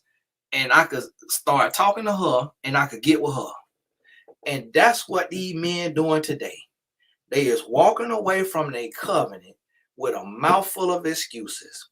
But if you not telling me as a man that woman slept with another man while y'all was married, then under God, you weren't supposed to leave because you was unhappy, because you felt disrespected, because she ain't cooking clean how you wanted to cook and clean. Come on now. I don't want to hear all that. I don't even want to hear all that. See, we walking away from a covenant for opportunity. That's the kind of men we got today. And then we got women doing it too. We got women walking away from a covenant because the man is not a fairy tale. The man ain't putting hands on them. The man ain't cussing them out. But because I'm not happy, I ain't happy no more. He don't get flowers. He don't bring flowers home. So you finna walk away from a covenant because your man ain't romantic? Come on now. Come on now. See, we have been turned over to a reprobate mind and we don't even realize it. We have been turned over to a reprobate mind and we don't even realize it. We done been fired. We done been fired out the kingdom and don't even realize it. And then we out here, it ain't no spirituality, ain't no righteousness, ain't no real leaders. Leaders is focused on money and fame. How much money can I get? How many resources can I get? How many connections can I get? How famous can I be? What TV show can I have? And that's what they worried about. The TV show that I just was on MTV, I didn't go for that. I didn't go to that show. That show came to me. And the reason why I did that show is because they're working with couples and because it's not a script. So I get to say what I want to say. And a lot of it ain't make the TV, but yet that couple still heard me. So whatever reason they had to come on there, I don't care about that. They came for the money. They came for the fame. Listen, you still got this here truth. And you're going to have to hear this and you're going to have to live with it. Point blank period. But I got called by 90 Day Fiance. I got called by Love at First Sight. I got called by Millionaire Matchmaker. I done got called by all the shows. And you know why I turned them down if it don't make sense? I said, I don't believe in a 90-day fiance. I don't believe in marriage at first sight. That is stupid. Why would you marry somebody at first sight? What, man, y'all get on my Zoom with this nonsense, man. The world you think this is. You think because I'm black, I'm finna just, and I'm country, I'm just finna jump out here for any old kind of show? The show don't make no sense. You lead people down a black hole. You lead people to misery. Come on now. Go on somewhere with this foolishness. And see, this what the thing is, though. People want to be famous. People want to be rich. Listen, I'm going to tell you who God going to use and who God going to bless. God going to use and God going to bless those of us who don't want to be famous and don't want to be rich. You hear me? Because let me tell you something. If I wanted to be rich, I wouldn't be running on 90% off. If I wanted to be rich, I'd be using my cachet. I'd be using my resume. And I'll be selling all my courses for thousands of dollars instead of selling for $19. If I want to be famous, then I have custom thumbnails on my YouTube videos. I have a description box that's long as a novel. I have keyword tags that's long as a novel. And I'll be doing every trick of the trade that YouTube tell you to do. I don't do a single one of it because I want my video to be who it's supposed to be for. I ain't trying to catch nobody. If you find me, you find me. And then if you come over here with the wrong spirit, I'm not worried about no following because I block people all day, every day. Because if you come over here sowing discord and you come over here talking crazy and you come over here working for the devil, I'm finna block you. And I don't care that the number's going down because I ain't worried about no number, I'm worried about the message. Because guess what? It ain't going to be too many people on the narrow road. And see, here the thing is, we got so many fakes and we got so many scam artists that can't nobody sit right there on their computer on no live and talk like I'm talking. They got to have a script. They got to have their note cards. They got to have a professional cameraman. They got to have their editing done so that after they finish talking and they say something that might have come out the wrong way, they got to get it edited out because they got to be politically correct. I'm live in effect. I'm live in effect because I know who I work for and I trust who I work for. And I'm going to tell you something. That's one reason right there. That's one reason right there that a man know not to have my name in his mouth because he know I work for God. And he know that if he is in opposition to me, then he know where he stand. And he know the wrath of God. And so he know not to speak on me. And he know that I might know more of his business than he know. And he know that if he say my name the wrong way and I go to talking, it's all over with. You hear me? Because I ain't even got to have confidentiality because I'm not no psychotherapist. I'm not a therapist. You hear me? In my industry, we self-taught. So we call to this. Some people just came to it. So I could sing like a canary if I wanted to, because I ain't got no board. It ain't no state certification in this. Ain't no accreditation in this. You either call or you not. You gifted or you not. You supposed to be here or you not. I can sing like a canary, but I don't do that because I move with integrity, because I stand on my standards. But see, that's why a man know not to talk to me, because the woman he got in the dark might be my client. And he might have went to my post and seen it in my likes, so he know that I could sing like a canary. And so that's why the thing is, real recognize real, but guess what? The fake know the real too. Every demon know the name of Jesus. Every demon know the name of Jesus. So it's certain men that when you go to talking like this, and see, this is why I try to tell you, well, God come to bring clarity, the devil come to bring confusion. See, God brought me to bring clarity. He brought that other man who lifting all them weights to bring confusion. And the confusion looked so real that right before the man got exposed, I started to believe him. I started to think he was working for the same God I work for. It literally, for the first time ever, I was about to be convinced by a con man, because that's how the devil do. The devil emulates. See, remember I told you that art imitate life. So when you watch the Marvel movies, they got the evil characters that could mimic. They got the villains. They could put on the face of the nice old lady from next door and come knock on your door, and you open the door because you think it's Miss Daisy, and then Miss Daisy come in and sit down, and then whoa, turn into a monster. See, that's how the devil work in real life. He'll take and bring somebody who look like a package. They come in, they articulate, they got a silver tongue, they talk fast, they ain't got no accent, they got muscles, they got everything, and they just and then millions of women.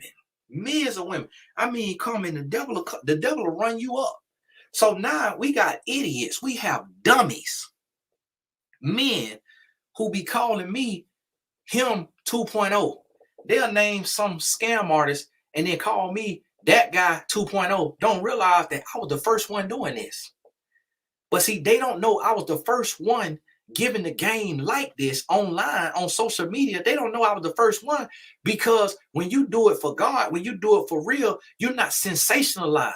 When you do it for real, you're not put on the blog sites. When you do it for real, you're not promoted and retweeted by all the celebrities who in their open relationships. When you're not with the open relationships, when you're not with the polyamory, when you're not with all of that, don't the celebrity want to have nothing to do with you because they in their debauchery. When they out there snorting that powder and smoking that weed, and you don't snort powder and you don't smoke weed and you don't pop pills, don't no celebrity want to have nothing to do with you because they feel judged. What they realize is that I ain't judging none of you because I ain't got no heaven or hell to put you in. You got to worry about God, not me. I can't do nothing to you. I can't do nothing to you. And my truth only gonna step on your toes if you walking out of line. And all I'm trying to do is warn you before you meet your maker. That's all I'm trying to do. I ain't judging in the least, because I done been out there in the streets. I done done my dirt. I ain't judging nobody. But see, the thing about it is a lot of people can't talk like I talk because they worried about being so composed so that they could get a brand deal. Man, bump a brand. Bump a brand. I am a brand. And I ain't no brand because I'm working for the man, for God. So bump a corporate engagement. I ain't worried about no corporate engagement. I'm going to shout the truth, but I'm going to shout the truth in God, because I'm not worried about no corporate speaking gig. I ain't worried about that. I'm not worried about a corporation saying, oh, he too religious. Oh, he love God too much. Or he talk too much about God. If they ain't got the sense to know that I can't come and that I can come and motivate their audience without preaching to them and being religious, if they not a religious organization, then that's their loss. They could bring in the scam artists who gonna come in there and motivate their audience and then be knocking down all the women in that crowd, sleeping with them, power driving them. And then the women coming like, oh, the speaker you brought, I connected with them for some one-on-one coaching. And that thing, you know, I'm like, I'm on there singing on the microphone. And I just feel like I was taken advantage of because he was just, you know, so this and dynamic. And then the corporation looked like, man, we should have brought on the guys. We thought it was two country, two religions. We done brought this man in here. This man done wreaked havoc on these women in this office. Now we got people resigning. Now we got lawsuits. But see, that's how the devil moves. He going to mimic. Well, God come to bring clarity. The adversary come to bring confusion. So there's always going to be a clone. See, God gonna raise somebody up. He gonna raise somebody up in every industry. And when God raising somebody up in an industry, the adversary is going to raise somebody up that looks like a duplicate, that looks like an identical replica. The adversary gonna do that. And the reason why the adversary does that is to divide the audience. Because if you got to choose between my words that come from the Lord, and then you got to choose from a Decepticon who is saying, Lord, Lord, but you're not even processing that this man who is saying, Lord, Lord, is also cursing in the sentence before and the sentence after. So where have you seen the Lord, who is sacred, be mixed with profanity? But see, we don't even have basic discernment to understand that a man of God is not going to use profanity, that a woman of God is not going to use profanity, because you do not mix the sacred with the profane. That ought to be basic discernment. And we can't even tell that. We can't even tell that because somebody will sit down and tell us about our Bible. They will sit down and tell us that, God know my heart, and God know who I am, and God don't want me to move at a certain pace and a certain speed. That's a lie. God could change you overnight. And if God gonna give you a platform, he definitely ain't giving you a platform to be confusing. He definitely ain't giving you a platform to be saying his name and then cussing in the next sentence. He definitely ain't doing that. That is not the work of God, because the Bible tells you God is not the author of confusion. So God not finna have nobody that's sitting up there confusing people. But he said God. But then he said that he used to be abstinent. But he's no longer abstinent, but he's saying God, and he's giving relationship advice, but he's single. And he said that he's a very special man and that women fall in love with him very easily and that he's so amazing. But why is he 40 and single? If he not living like Apostle Paul, because the Apostle Paul was abstinent. So okay, he's saying God, but he's 40 and he's single and he's in fornication. Well, I guess, you know, I can't judge nobody. Well, what he's saying sounds good. And he went on Lewis' house, and he went on the table, and he went on the other couch. And so I know these men are smart with discernment. So he must be of God. I mean, I understand that he's praying with the women and then fornicating with them, but God is a forgiving God. So I don't know. And so this is the discernment that we have. And then so women come and argue with me and then listening to a single relationship coach. If a woman listens to a single relationship coach and then come argue, block, and get out my face, man.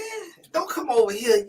You up there worshiping this man that's cheating on his wife, this man who done left his wife for no good reason to marry into some money and fame, And then you come over here and argue with me. You work for the devil. Man, get out of here. Come on now. You got to live what you preaching. And so guess what? When I go into spiritual warfare, if I fall into a place to where my temperament is off, the way I'm going through a lot, and I go to going through, and my family start to feel that, guess what? Boom. God gonna hit me then, boom. Reel me in. Hey, you got to get it together. You got to get it together. Come on now. You got to get it together. Listen, you got to stay prayed up. You got to stay in right standing. You got to be a representation. And see, the thing about it is, what I could be going through, nobody could even know. What I could be going through could never even come out. But God gonna convict my heart. And see, this is what people don't understand. When somebody get exposed, that means that they've been doing that forever. That means they got all the way complacent when somebody get exposed, because God is a God of grace. God, the Bible say every man will fall short of the glory of God. We don't get exposed for the first offense. We don't get exposed for the second or the third or the fourth or the fifth offense. When somebody get exposed, they just done been turned all the way over to a reprobate mind. They all the way gone. They lost all respect, all dignity, all integrity, and they just went full-fledged thinking that they about to make a mockery of man or make a mockery of God. And they go through all of that. Listen to what I'm telling you. Hey, this Tony Gaskin, the spirit just left the room. My body tired on drains. So I've been just relaxing, and I've been traveling with my family, and we've been all over and just kind of living life. And I've been away from my work. I had to take my little time to focus on my kids and help them do what they need to do. And came to work tonight for the Growth Club, our call. So I figured, hey, I might well hop on here on this live because I had to retreat. And then we had to go to London for my son's soccer. So we done come on here and we done did over, I think, 2 hours. I think that was 2 hours and about 2 hours and 30 minutes. So, hey, you missed any of this, listen back to it now. Listen back to it. Get it in your spirit. I want you to understand. I ain't judging nobody. I'm calling a spade a spade. I'm calling out this foolishness. I ain't judging because I can't sentence you. But I'm warning you. Don't play with God. I'm warning you. Don't play with God now. Do not play with God. You will get laid down in the spiritual and then in the physical. You will get laid down. If you're going to say the name of God, you better do everything in your power to make sure the rest of your life line up with that name. Do not be out here saying the name and leading people astray. I'm warning you right now. Do not say the name and try to use the name for fame and for clout and for access and for money and not have every single thing in your life lined up with that name of God, or you are going to get laid down spiritually, then physically. I'm here to tell you, don't play with it. Don't play with it. You cannot play in the spiritual realm because you will get deleted on either side you playing on. You could go play with the devil and you'll get deleted. You play with God, you definitely gonna get deleted if you don't have a repentant heart that's gonna repent and turn from your ways and walk in that grace. You hear what I'm telling you? Because we see people who don't talk to God, don't deal with God, and they still get taken out. And they done sold their soul to the devil. They done gave their life to the devil, and he still destroy them. He still make a mockery of them because ain't no loyalty over there. Ain't no loyalty over there. So I'm trying to tell you like this right here. It's one way and it's one way only, and that's the way of God. It's a one way and it's one way only. You don't believe that? You get in all this here other foolishness, you get in all this nonsense. Listen, you get in whatever you want to get into, but don't play with God and don't speak against God. Don't play with it. Don't speak against it. Stay away from it. Stay away from it. Because the spiritual warfare real. The spiritual warfare real. I got to go through it. I got to go through it because I'm a front liner. So I got these spiritual bullet coming at me. because I'm a front liner. Listen, I see opportunity for temptation every single day. But like the Bible say, wherever there's temptation, there will be a way of escape. But I see the opportunity every single day. It's all kind of booty walking around here. It's all kind of pretty women. It's all kind of women got all kind of stuff going on. And you know what they see? This is what they see. When these women look and they see that this pastor out here in LA divorced his wife and got with this other woman who had more money and more fame and more platform. They see the pastor in Houston divorce his wife and get with this woman who got more money, more power, more fame. They see this pastor over here divorce his wife. They see this relationship coach cheat on his wife. They see this relationship coach over here single and knocking women down, nailing them to the bed. So then when they look at me, they're like, oh, well, my body better than his wife's body. Or I got my own. He ain't got to take care of me. He ain't got to buy me 3 cars like he say he bought for her. I got my own. I got my own bag. You know, my body looking good. So if this man will leave and that man will leave, let me hire Tony Gaston for a coaching session. Let me slide in that DM and strike up a conversation to see if Tony is interested in leaving. Absolutely not. Absolutely not. You hear me? The only way I leave my wife is she cheat on me. And for me, cheating is sleeping with a man. If she sleep with a man and I find out and I got proof, I'm gone. I am go. Yeah, because unless the Lord tell me to forgive her. Unless the Lord tell me to forgive her, because it's a state that I put her in. If it's a place I put her in, a lot of people don't understand that. A lot of people don't understand that's possible. That you could push somebody to a place and they could be so lost, so hurt, and so broken that they become vulnerable. A lot of people don't understand that. A lot of people, we just say, oh, no, you're grown, you're adult. And I've said that myself. But I realize you could be pushed to a point too.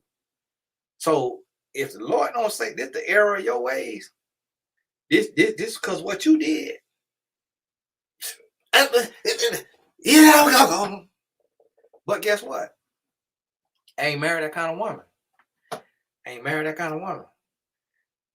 To my knowledge, I ain't married that kind of woman. So guess what? I'm not leaving because another woman got more money. I'm not leaving because another woman prettier. I'm not leaving because another woman got a better body. I'm not leaving because a woman is a television executive. I'm not leaving because the woman is Oprah. I'm not leaving because the woman is Beyonce or Lori Harvey, Kylie Jenner, Kendall or Kim. I'm not leaving because I could become a billionaire or a multi more of a millionaire than God done already blessed me to be. I'm not leaving for that. It got to be because of what she did to me and broke the covenant. I ain't leaving because it's a swinging booty and a sweet voice. And that's what these men walking out for. Just because they tired. Just because they this and that. My wife don't be doing all that cooking and cleaning. People think, oh, that's because you got a good wife. Listen, that ain't realistic. To be cooking and cleaning all the time and doing all that and be flipping and tossing and always making love. That's not realistic. That ain't realistic. When you marry a wife, you marrying a human being. You're not marrying a robot. You're not marrying no slave. So it might be 3 weeks with no cooking because of our lifestyle. It might be a week, 2 weeks to where we really ain't cleaning up because of our lifestyle. Like everybody's situation different. It might be 2, 3 weeks to where we slept together because of our lifestyle. I get to bed, I'm tired. You see how red my eyes is? You think I'm gonna go home and want to get in some cheeks? No, I'm ready to go home and go to snoring. I'm gonna be up. I ain't worried about getting in nobody. I ain't worried about that. I'm gonna go get me something to sleep. You see what I'm saying? So, but see, we have this mentality that the woman just supposed to be around here cooking a hot meal every day. She supposed to be cleaning every day. It's like, listen, that woman got migraines. That woman got these kids on her nerves. That woman ain't sleeping good because you snoring. That woman got all kind of stuff going on. She going through midlife crisis. She got depression. She dealing with all kind of body image issues. She got all kind of hormones going on. She need this shot and that shot. Like, that's a whole human being. That ain't no slave. That ain't no do girl. It's like you barely could do what you need to do. You got to get in there. You can't even make love to her right. Can't even talk to her right. Your breath stink, you musky. It's like, goodness, try to be intimate with you. You gotta smell on you. You ain't wipe your booty right. So now the woman's stomach turned, but you don't know that. You ain't think about that as a man. You just think about what she not doing. So think about what you're not doing. And that's our problem. But see, you know what? My birthday, March 8th. That's International Women's Day. That's the joke God played on me. Because God sent me into a space to where I started to seek to understand what a woman got to deal with, what a woman got to go through, and men call it sipping. But what men don't realize is that I was one of the worst husbands in the world. What men don't realize is that I done talked to my wife worse than any man could ever talk to his wife. What men don't realize is that me and my wife done went through everything. That's what folk don't realize, is that I know what I know because of what I had to go through. So that's what you got to realize. Like, I'm not talking from no simp, because I absolutely was 100% dog, chauvinist, misogynistic, everything that you want to be. So I had a level of understanding I have because I had to go through that. That's what you got to realize, is that God take murderers and you murderers. God take the worst of the worst and give us the most wisdom in a space, because we the ones that's going to understand. God can't use no goody two shoes man who ain't never did nothing wrong to come and give enlightenment, because he ain't never had no women. So we got men that look like this microphone flipped upside down, sitting up there. So what a man gotta do, and what women need to understand, if that boy, you look like somebody stepped on you.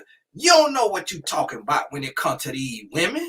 Shut that mess up. Boy, you could pay a woman to take you serious. If you don't hush and get off that podcast mic looking like Who Shot John and Forgot to Kill Him and get out of here, man, come on. But see, when God take a man who was the star athlete of the high school, who had the 8-pack, who had the new car, who had the 2 cell phones, who got the 2 parents, and daddy is a pastor, and then he a poet, he also a drug dealer, he also a star athlete, his body is where it need to be. Now you take that man got access to any and every woman in that high school and to any and every woman in that college. And that's the life that I live. So that's why I'm on this side. Because see, men don't understand. They look at me like, oh, he a simp. Oh, he this and that. Boy, I used to put hands on women. When I was in college, getting all them concussions, I was a dog. When I come out of college, I was an organized pimp. The guy don't understand that I'm who I am today because God did an apostle Saul to Paul with me.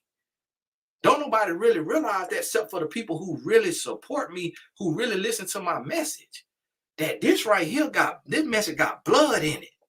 This message had to be got out the trenches. I talk to a young man almost every day about what he got to do to win his woman back. And when I talk to him and I tell him, they be like, man, how the world you know all that? Man, what you just said is exactly what happened. I say, because I was him. Well, I'm telling you, and I don't say this arrogantly. I don't say that arrogantly. When I go to talking about love and relationship, it to me, when I never ever hear a love and relationship question that I have to say I don't know, because I done been through it all. But not only did God allow me to go through it and grace me through it without losing my life, without catching a life-altering disease, not only did God grace me through it, but he allowed me the wisdom to take notes and to learn from it so that I could sit on here and I could teach from it. So the thing about it is I tell my story, and then people who working for the devil will try to use my story against me. Somebody got a video talking about Tony Gasson was a gigolo. How you know that? You don't know nothing other than what I done told you, boy, woman. You don't know nothing other than what I done told you. Because how you know that? Because ain't now a woman that I done ever dealt with done went on no blog. Ain't now a woman that I done ever dealt with that been on no blog. So don't nobody know nothing about Tony Gatlin than what Tony Gatlin said out his own mouth.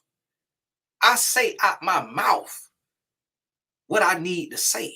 Because you know why? When you work for God, you don't want to ride in like no knight in shining armor.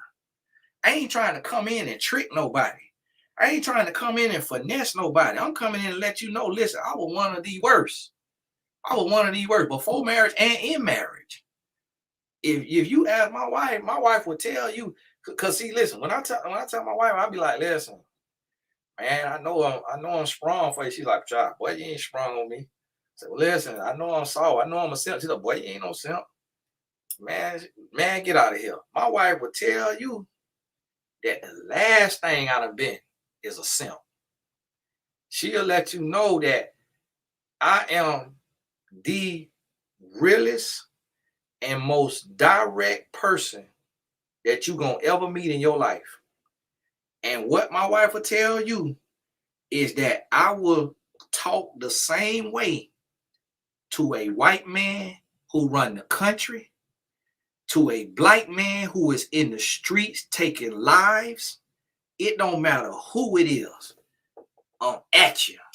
If I don't like what you're doing, if I don't like what's going on, I'm at you.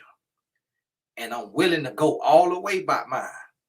And that's one thing that's gonna be told to you. So with my wife having to learn how to deal with that and negotiate and like get to a place to where she can take and get in that situation and influence that situation. Cause she know I go from 0 to 100 and she know how I am. And so that's why God gave me the woman that he gave me. Cause she ain't gonna lay down and get ran over. Because if she was soft, if she was weak, oh, it would have been a disaster. She had to have a backbone. She had to have strength. She had to be able to war in the trenches. Because God know what he called me to. And when he called you to something, you're going to endure spiritual warfare on levels that people can't imagine. And that's what people don't understand. But see, everybody war differently. God allowed me the grace to go through several situationships in relationships. So my war is not with adultery. I'm not in the bit most even close to adultery. My war is with taking a life. My war is with losing my temper. My war is end up going to jail because I got into a situation and hit somebody with a backhand and they ain't come back from it. That's my war at this point in my life. It taking my stress and my spiritual warfare out on somebody physically because of being crossed or being done dirty. That's so I don't war spiritually with women, with dealing with women and about to cheat. Everybody war different. I don't war with embezzlement and being a fraudster and stealing money. The Lord done gave me more money and I done had more and spent more and done more and make more. I'm not a person that want to scam people on a course and nothing like that. What I have to worry about is my tongue.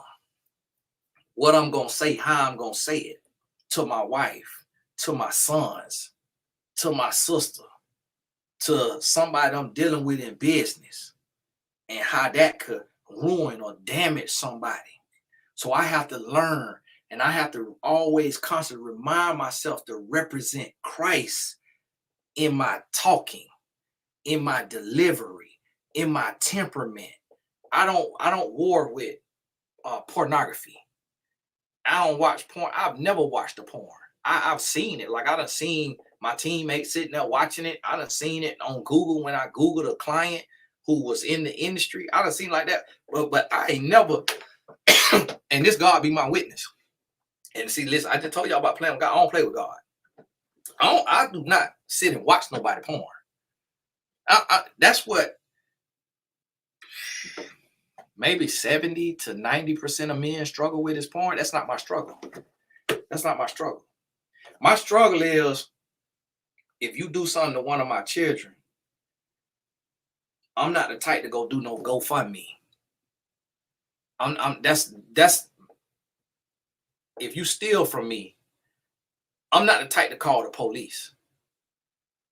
My struggle with my mindset, and it could be from having thousands of concussions, is I lay you down. And so that's where I have to daily be reminded, Tony, listen, the devil can't get you with these women, but he could get you in road rage. He could get you if you get into it with his police. This police could take your life. You could get with the wrong person and somebody could take your life because you went there in that road rage. So see, we all have to know where we tried at. And I've already been tried in some way. Somebody say vengeance. See there? That's right there. That's the word. And that's why the Lord say, vengeance is mine, saith the Lord. Because see, a lot of people rap about it, but they really not about it. That's why they put it in a song. And so for me, you have to know, okay, temper, anger, vengeance, retaliation, being irate, not thinking before I do something. Cause it'll escalate. A teacher try my child. I go to talk to the teacher. Teacher give me a little attitude. I'll be about to backhand the teacher. Now I'm arrested. Now I'm going to jail. Now I'm in the headlines.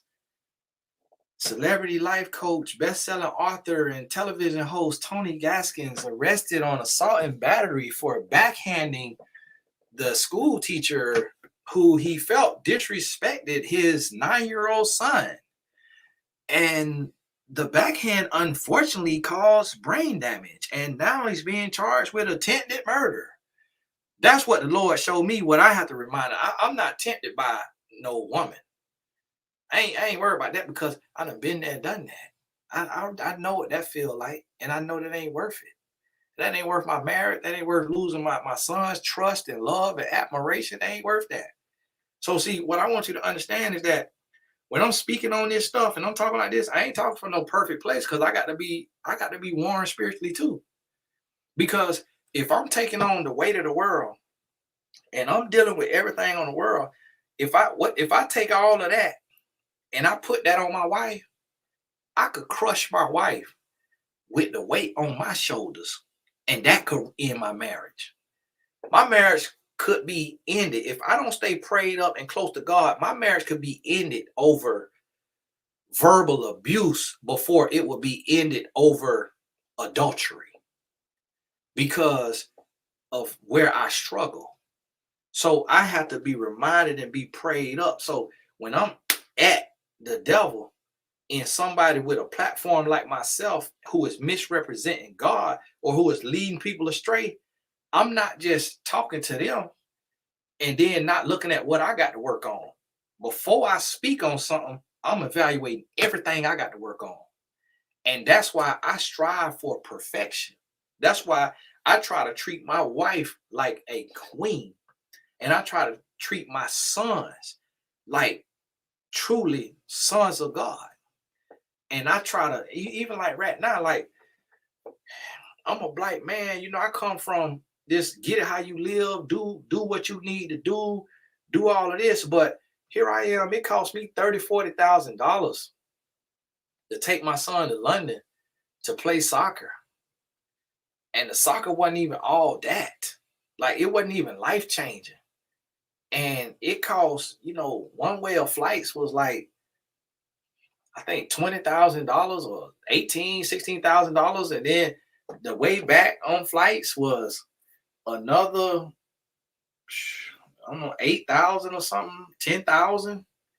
So just going to London and coming back, economy, not even business class, cost me $16,000. So that's the kind of father. And I ain't got that kind of money. But I made it. I figured it out. And then him playing on the team was $3,500. Then we got over there. The hotels, the last hotel that we stayed in, that hotel was $6,000 for a night.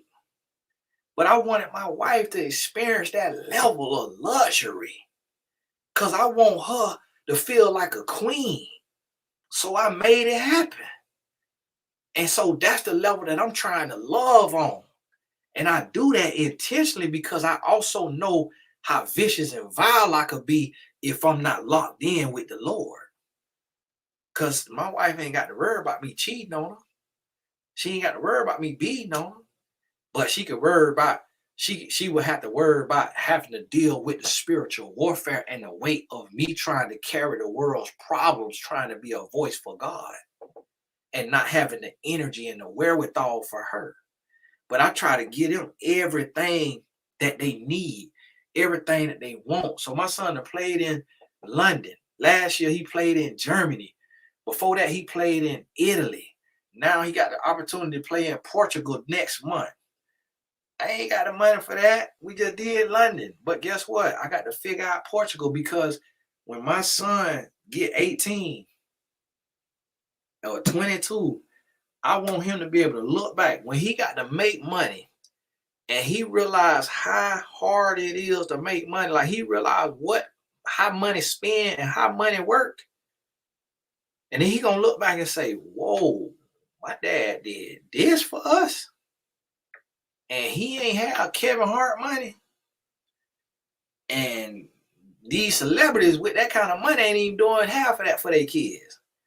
And my daddy did this. Come on now. Cause you know if they did it for their kid, we finna see about it. We finna see it online. We finna see it on the blog. So I'm on here behind the scenes and trying to make this here happen as a everyday guy. I ain't got no check coming in on no regular basis like that from no network or from no sports team or nothing like that. I got to go and get it. But yet trying to provide on that level.